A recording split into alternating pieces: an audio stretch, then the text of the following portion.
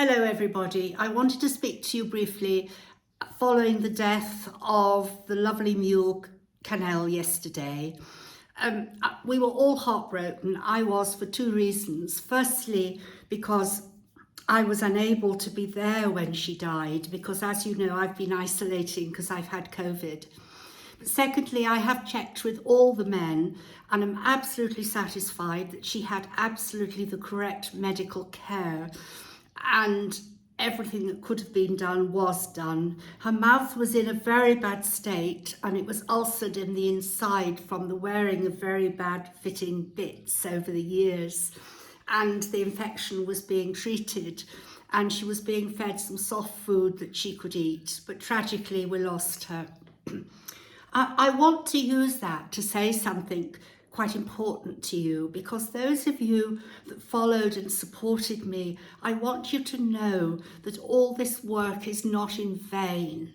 And whilst I'm bound by some confidentiality at the moment, I want to tell you that things are going to get better in Marrakesh, I think probably in Agadir and in Tangier.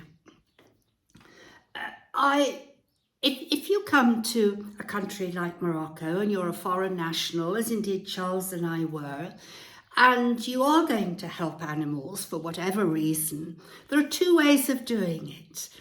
You can say, oh my gosh, this is dreadful. I'll take in a few dogs, and then I'll need some money, so I'll start asking for donations. Oh, but by the way, perhaps I'm not resident. I can't get residency easily, but I am English, French or whatever, and I can tell the Moroccans what to do.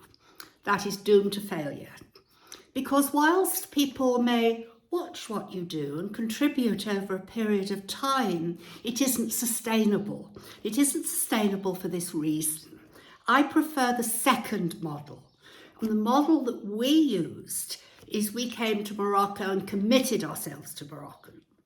We became residents, we pay our taxes here, our life is here, and we invested everything that we could in building the refuge before we asked for donations.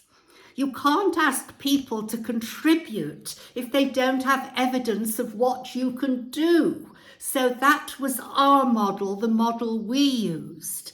So following a lot of investment that involved the buying of land, the introduction of electricity, water, building, etc., employing staff, people then willingly did donate, and we needed those donations then.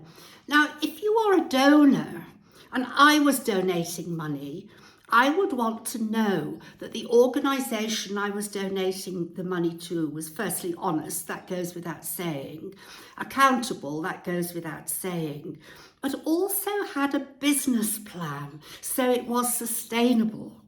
There is some merit in giving some money to save a few dogs, or even I say 500 dogs. But if there's going to be no real change, we're dealing with millions in Morocco. Now, another advantage of doing it the second way, the way we did, we have been able very quietly in the background to have a dialogue with the authorities, and I don't want to say more than that at the moment, as indeed some other refugees have here who, Sally in SFT is Moroccan, so that's slightly different. Michelle down in Agadir is Belgium. But we have worked very much on the principle that we will work with the Moroccans and not tell the Moroccans what to do, but bring them along with us. Another advantage of that is that so often foreign nationals coming in can feel that the Moroccans treat them with disrespect, like they may be infidels, they're not Muslims. Now, Charles and I are not Muslims, we make that perfectly clear, but the extraordinary thing is the local people say we are, and they say we are because they say we behave like Muslims. So we don't have problems with our relationships and we've all worked together. So I am very, very hopeful in the near future I can make an announcement about a better life for equines in Marrakesh. And I also believe in terms of TNVR. And there will be investment, but it'll have to be real investment, an investment by the authorities who are prepared to bring assistance in from overseas, and it can always only be done on quite a big scale.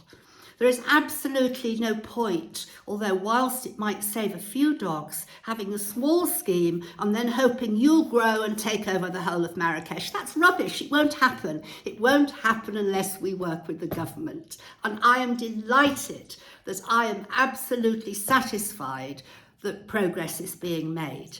I'm telling you now because we've had so much support for the work we've done over the last few weeks and the recent rescues we've done.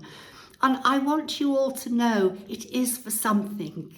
It's for more than just Chanel yesterday, which was tragic. It is about the future in Morocco.